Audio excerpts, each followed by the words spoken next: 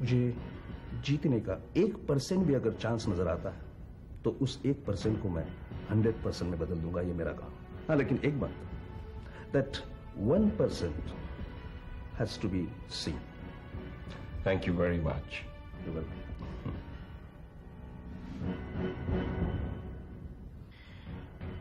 Mister Mahendra Malhotra ने नीतू के case के लिए किसी और को अपॉइंट कर लिया। पता नहीं अब क्या होने वाला है। जितने पैसे की जरूरत है आप मुझे कह दीजिए, आपको भिजवा दिया जाएगा। नीतू मेरी बेटी है।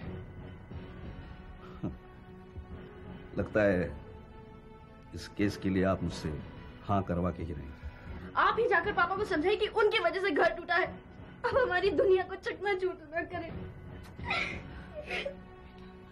बोलो क्या बात है? बोलो रक्षंदा। ऋषभ, मैं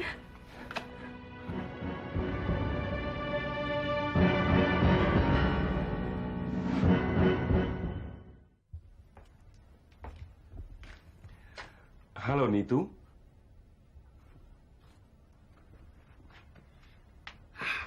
हेलो। ये मेरी छोटी बेटी नीतू है। हेलो। बेटे, खिलनानी साहब को नमस्ते करो, ये तुम्हारे नए वकील हैं। इन्हें आप यहाँ क्यों लाए हैं? तुम्हारा केस हैंडल करने। मेरा केस और कोई हैंडल नहीं करेगा। आप प्लीज यहाँ से चले जाइए। आप मुझसे इतनी नाराज क्यों? मेरा केस सिवाय सुनील और कोई हैंडल नहीं करेगा। Is that clear? बेटे, अब सुनील का इस केस से कोई लेना देना नहीं है। खिलानी साहब सुनील से कहीं ज्यादा बड़े और तजुर्बेकार वकील हैं। मेरे लिए सबसे बड़ा वकील सिर्फ सुनील है। ये सब क्या बचपना हो रहा है मेहन साहब? अगर इन्हें लगता है ये सुनील जैसा कोई छोटा मोटा वकील सबसे अच्छा है तो ये केस आप उसी को दे दीजिए, मुझे क्यों बुलाए? ऐसी बात नहीं है। वो दरअसल जेल में इतने दिन रहने के वजह से इसका दिमाग जरा खराब हो गया। She is a little upset, you know. I can understand that, लेकिन इस तरह कोई अपनी रिहाई की उम्मीद को ठुकरा था तो नहीं। मिस्टर खिलनानी, आपका मेरा केस लड़ना ही मेरे रिहा होने की उम्मीद को मिटाता है। बस बहुत हो गया। देखिए, मैं अपने मुवक्किल से इस तरह बेइज्जत होने के लिए यहाँ पे नहीं आया हूं। अगर आपको अपने पैरों पर कुल्हाड़ी मारने का इतना ही शौक है जरूर मारिए, लेकिन वो मेरी गैर हाजिरी में, समझिए? मैं जा रहा हूँ। नहीं खिलानी साहब, आप प्लीज आप रुकिए। नहीं, आप जाइए प्लीज, वापस मत आना। आप रुकिए। बस बहुत हो गया। देखिए, ये तमाशा देखने के लिए मैं यहाँ पे नहीं आया हूँ, समझे आप? I am going, bye bye. हो गई तसल्ली? हाँ, हो गई तसल्ली। और अब आप मेहरबानी करके यहाँ से चले जाइए। बेटे, अगर मैं यहाँ से चला गया तो तुम्हें रिहा कौन करवाएगा? मुझे मेरी रिहाई की कोई परवाह नहीं है। एंड डोंट वरी, मैं आपको उसकी वजह नहीं बनने दूंगी। तो ये सब मैं क्यों कर रहा हूँ? इतने बड़े वकील के हाथ पांव जोड़कर यहाँ लाया हूँ, किस लिए? पापा, आपके लिए ना मेरी जिंदगी ना ही मेरा केस इंपॉर्टेंट है। ये सब आप सिर्फ सुनील को नीचा दिखाने के लिए कर रहे हैं। अच्छी तरह जानते हो कि सुनील मेरा एडवोकेट ना होता पिछली बार तो किसी और एडवोकेट के लिए मुझे जमानत दिलवाना नामुमकिन था। और अगर आप मेरे शुभ चिंतक होते ना तो हर हाल में सुनील को मेरा एडवोकेट बने रहने देते। देखो नीतू, तुम्हारी अच्छाई किसमें है, भलाई किसमें है, ये मैं अच्छी तरह से जानता हूं। तुम्हारा केस सिर्फ खिलनानी साहब हैंडल करेंगे और ये मेरा आखिरी फैसला है।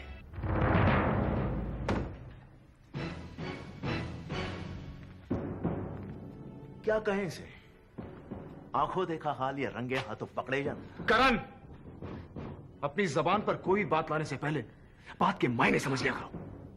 आंखों ने पहचान लिया इसका मतलब, और चश्मदीद गवाह को तो अदालत भी मानती है। तुम्हारे आंखों ने देखा कुछ और है, तुम्हारी गंदी समझ ने तुम्हें समझाया कुछ और है। अच्छे बुरे का पैमाना तुम मत बनो ऋषभ। तुम्हारी रगों में केशव मल्होत्रा का खून बहता है जो अपनी बीवी को दर्जा न देकर यहां मुंह मारता है। अपनी जबान को लगाम दो। चिल्लाओ मत। अफसोस की बात तो यह है कि रक्षंदा इसमें तुम्हारे साथ है। करण, तुम वाकई बहुत घटिया इंसान थे। ऋषभ, तुम प्लीज चले जाओ यहाँ से। करण के जाने के बाद वापस आ जाना। करण, तुम्हारी ये ऋषभ, मैं कहती हूँ प्लीज चले जाओ। नहीं।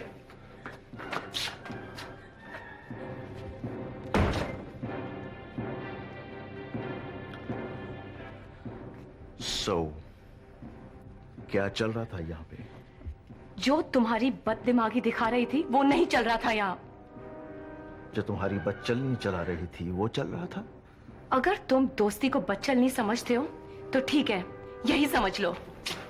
एक बात आज के बाद याद रखना रक्षंदा, दोस्ती का रिश्ता तुम किसी भी अरे गहरे के साथ निभा सकते हो, लेकिन ऋषभ के साथ आइंदा मैंने तुम्हें देखा तो हमारे रिश्ते के साथ एक की तो मौत होगी।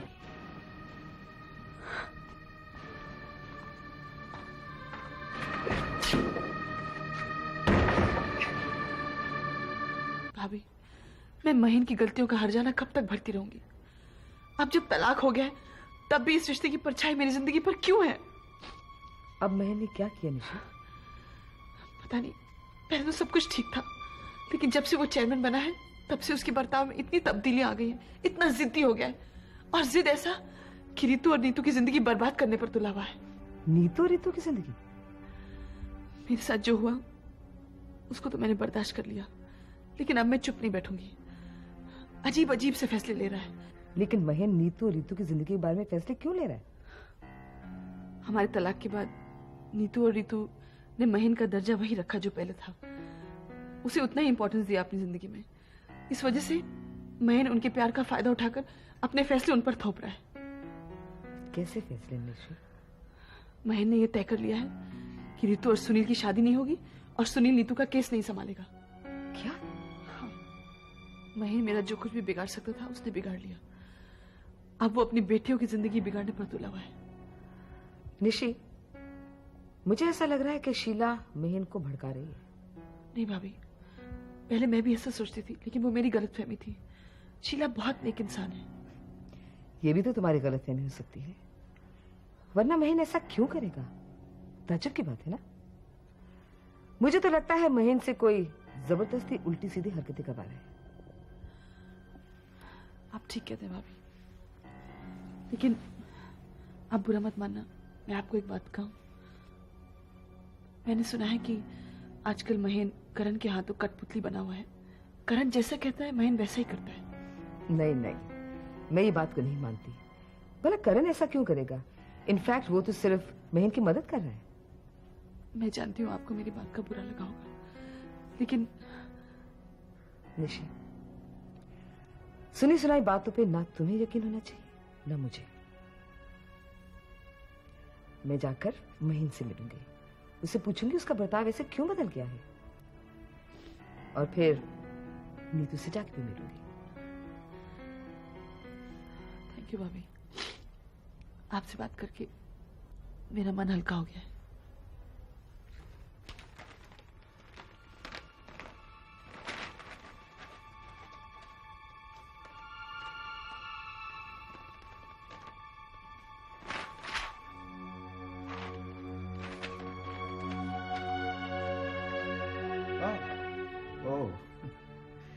ये लोग अपने पर उतरा है और उस पर उतारू भी हो जाएंगे। करण, मैंने कभी सपने में भी सोचा था कि सुनील मुझे लीगल नोटिस भेजेगा, मेरे पे लापरवाही का केस बनाएगा, क्रिमिनल केस बनाएगा मुझ पर। सर, ये सीरियस प्रॉब्लम है, लेकिन आप इतना परेशान मत होइए। ना तो मैं इस बात से परेशान हूं कि मुझ पर क्रिमिनल केस बनाया जा रहा है, और ना ही इस बात पर कि लीगल नोटिस भेजा है। परेशानी की बात तो यह है कि भले हमारा रिश्ता कुछ भी हो, मैं जानता हूं कि वो एक बहुत ही जिद्दी लॉयर है, और जब वो अपनी करनी पर उतर आता है जीत कर ही रहता है। वो वही केस हाथ में लेता है जिसे वो जीत सकता है।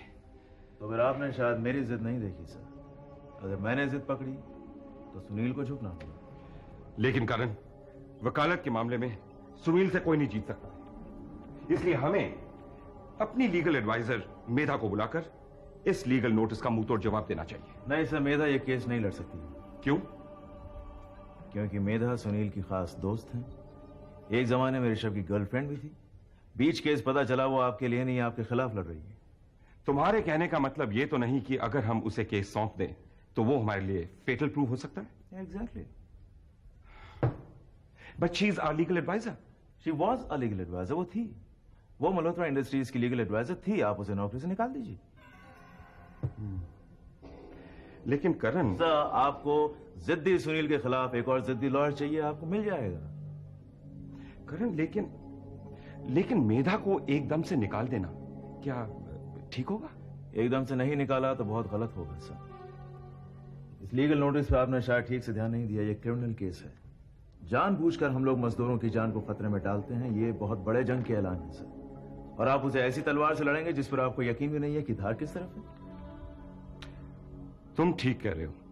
I think you absolutely correct. मैं अभी इसी वक्त मेधा को नौकरी से निकाल देता हूं। पर यह हमारे जंग की पहली चाल होगी सर।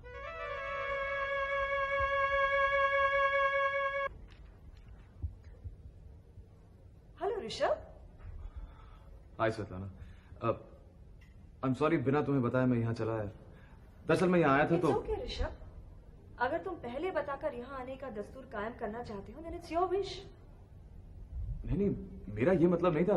लेकिन मेरा मतलब ये था ऋषभ कि अगर मैं बेहिचक तुम्हारा घर कुछ दिनों के लिए अपना सकती हूँ तो तुम्हारा मेरे यहाँ बेहिचक आना कोई गुनाह नहीं होता है ना? आओ बैठो। स्वेतलाना, मैं तुमसे लाख कह लूं कि मैं तुम पर या तुम्हारे घर पर अपना हक समझता हूं, लेकिन सच तो ये है कि ऐसा कभी हो नहीं पाएगा। जब तुम सच कहते हो तो तुम इसकी परवाह नहीं करते हो कि सामने वाले पर क्या असर पड़ेगा। जैसे बिना बेहोशी की दवा दिए कोई डॉक्टर किसी पर ऑपरेशन कर रहा हो। होश में आने के बाद भी दर्द तो झेलना ही पड़ता है स्वेतलाना। मतलब ऐसे या वैसे दर्द तो होता ही। झूठे बहकावे आज तो बड़े सस्ते लगते हैं, लेकिन बाद में चलकर उनकी बड़ी भारी कीमत अदा करनी पड़ती है। शायद तुम्हारे जीने का तरीका ही सही हो। जो शायद कल भोगना पड़े उसे आज ही बर्दाश्त कर लो। वैसे मैं चाहती थी कि मल्होत्रा इंडस्ट्रीज को लेकर हमारे चाहे जितने भी झगड़े हो, गिले शिकवे हो, रंजिशें हो ऋषभ, हम अपने घरों को उनसे परे रखेंगे। स्वेतलाना, मुझ में दोहरी जिंदगी जीने की काबिलियत नहीं है, बिल्कुल नहीं है। ये एक चेहरा तो संभल नहीं पाता तो चलो, शायद यही एक मकसद था जिसमें हम दोनों एक साथ शामिल थे ऋषभ। सुधाकर राव का लॉ कॉलेज, और ये मकसद भी आज एक महीने में अपनी मंजिल पालेगा। आज के बाद हम दोनों की जिंदगी में एक सा कुछ नहीं रहेगा। एक सा फिर भी रहेगा स्वेतलाना। क्या? डैडी की यादें और निहाल। दरअसल मैं आया था इनॉग्रेशन की तैयारियां चेकअप करने। Everything seems to be fine, लेकिन जाने से पहले नेहा और निहाल से मिलने का बड़ा चाहिए, इसलिए अपने आप को रोक नहीं पाया। तुम्हें अपने आप को रोकने की क्या जरूरत महसूस होती है, ये मेरी समझ में नहीं आता। इसकी एक बड़ी खास वजह है स्वेतलाना। तुम। खैर, अगर तुम्हारा दिल नेहा और निहाल से मिलने को करता है तो तुम्हें ये वजह झेलनी पड़ेगी। What do you say? I guess so. Law college की इनॉग्रेशन के बाद राव साहब की आत्मा को काफी शांति मिलेगी ना? वैसे आज इनॉग्रेशन के लिए करण और रंजना देवी दोनों आ रहे हैं। हाँ, आ तो रहे हैं। क्यों? तो शायद मेरा आना ठीक नहीं होगा। लेकिन क्यों स्वेतलाना? खामखा सामने आ जाएंगे तो बहस और बदतमीजियां शुरू हो जाएंगी। I don't think so. जब तक माँ करण के साथ है, मुझे नहीं लगता कि करण किसी बदतमीजी या बहस करने की पोजीशन में रहेगा। I don't think so. वो मुझे बेइज्जत करने का कोई मौका छोड़ दे? इम्पॉसिबल। हाय बच्चों, कैसे हो? भैया, आप हमें घुमाने ले जाएंगे ना? बिल्कुल। मम्मी हमें कहीं नहीं ले जाती। भैया के और बहुत जरूरी काम है आज। लेकिन सब दूसरे जरूरी कामों से एक और बहुत जरूरी काम है। बताऊं क्या? अपने बच्चों को घूमने ले जाना।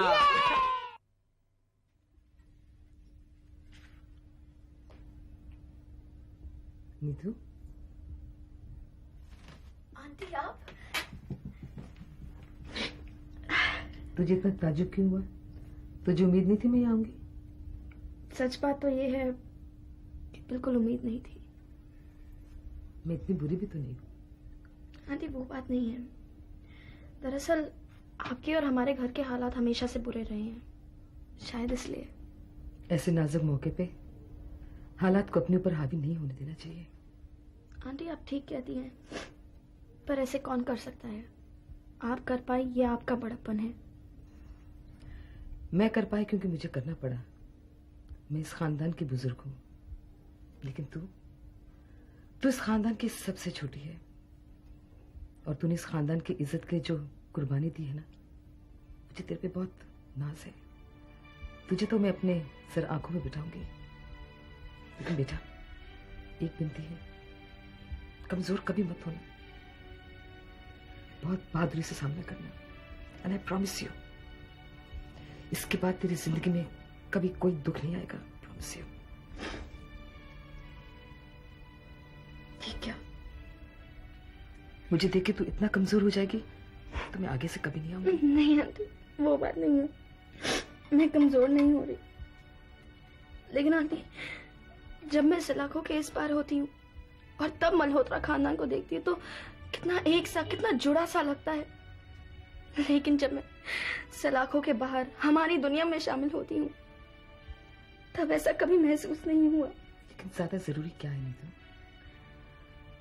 अपने अपने सुख अलग अलग हम भोग लें, लेकिन जब कोई मुसीबत आती है, कोई प्रॉब्लम आती है, तो खानदान को एक होना चाहिए। लेकिन आंटी, अगर हम सब सुख के वक्त भी साथ रहें तो आने वाले दुख से जरा कम डर लगता है। मैं तेरे डर समझ सकती हूँ, बट प्रॉमिस मी, तू कभी कमजोर नहीं होगी, बहादुरी से सामना करेगी। Promise me Neetu, be brave. ताऊजी, पासा पलटा। अब इतनी बाजियां खेली जा रही हैं, पासा किसका पलटा? महेन मल्होत्रा का। महेन के दाएं हाथ ने तलवार उठाई और महेन का ही सर कलम कर दिया। मैं कुछ समझा नहीं। एडवोकेट सुनील वर्मा, किसी जमाने में महेन का होने वाला दामाद, आज मजदूरों की तरफ से केस लड़ रहा है। यानी कि महेन के खिलाफ? तब तो महेन जरूर टूट जाएगा। टूटेगा नहीं, टुकड़े टुकड़े हो जाएगा। महेन को खत्म करने की जो मैंने कसम खाई थी, उसकी ये सबसे कामयाब चाल रही। महेन को तो तुमने बेहाल कर ही दिया है। महेन मल्होत्रा इंडस्ट्रीज की कुर्सी पर तो आज बैठा है, लेकिन उसके सिर पर रीतू का फिक्र, नीतू का दुख और सुनील की खिलाफत कुंडली मारकर बैठी, जो धीरे धीरे उसके सर से उसकी गर्दन तक सरक आएगी और एक फंदा बन जाएगी। उसकी चेयरमैन बनने की सारी खुशियां हवा हो गई। इतने दिनों बाद सुखों का कारवां उसकी तरफ आ रहा था, लेकिन तुमने रास्ते में से लूट लिया। अब शीला से कहेगा कि चैन से हमको कभी देविका ने जीने न दिया। चलो, महेन के पास खेलने के लिए बहुत खिलौने हो गए। हाँ, अब तुम ये बताओ कि वो लेनिन और करण की खिलाफत का क्या स्कोर रहा? फिलहाल तो जीत रहा है, लेकिन आखिर में बाजी करण के ही हाथ आएगी। यानी कि हमें धीरे से करण के खेमे में दाखिल हो जाना चाहिए? जी नहीं, हमें ऐसा कुछ नहीं करना चाहिए। हम कितना भी धीरे कदम उठाएं, लेकिन को आहट हो जाएगी। हमें तब तक को नहीं छोड़ना चाहिए जब तक हमें पूरी तरह एहसास नहीं हो जाता कि वो हारेगा। अगर उसे जरा सा भी एहसास हो गया कि हम करण की तरफ मुड़ रहे हैं, तो वो पहले ही हमारा सर कलम कर देगा। हम लोगों के खेमे में 4 लोग तो है नहीं, 8 लोग कहां से आएंगे कंधा देने। अब से हम लोग इतना डरते रहेंगे तो हम तो कहीं के नहीं रहेंगे, न घर के न घाट के, न लेनिन के न करण। जिसके जीतने के आसार ज्यादा हों, हमें उसका साथ देना चाहिए। जितनी जल्दी हो सके हमें करण का झंडा हाथ में उठा लेना चाहिए। ये तब भी हो सकता है जब करण के मुकाबले में आ जाए, और ये हम तब कर सकते हैं जब गोदाम में लगी आग की जिम्मेदारी हम एकनाथ और त्यागी के मत्थे मर दें। तब करण का केस स्ट्रांग हो जाएगा। अगर हम ऐसा कर भी देते तो इससे तो महेन की परेशानी कम हो जाएगी। राव जी, महेन के इतने बड़े दुख के समुद्र में से एक बाल्टी भर निकालने तो क्या फर्क पड़ेगा। अब मैं यही सोच रही हूँ कि ये आग की जिम्मेदारी उन दोनों के मत्थे कैसे मड़ी जाए। ऐसे कि ये साबित करके कि एकनाथ ने त्यागी का इस्तेमाल करके आग लगवाई थी ताकि वो मल्होत्रा इंडस्ट्रीज को बर्बाद कर सके। कहना आसान है, लेकिन इन दोनों के बीच में एक डीलिंग थी। इसको कैसे साबित करें? सिर्फ इसी डीलिंग को क्या, बल्कि किसी भी लेन देन को हम डीलिंग का रूप दे सकते हैं। हमें करना सिर्फ यह है कि एक नाथ और त्यागी को एक दूसरे के रूबरू कर दें। ताऊ जी, आपकी अकल आजकल काम करने लगी है। मुझे कुछ सूझ रहा है। वफा मोहब्बत नफरत प्यार दौलत शोहरत भागम भाग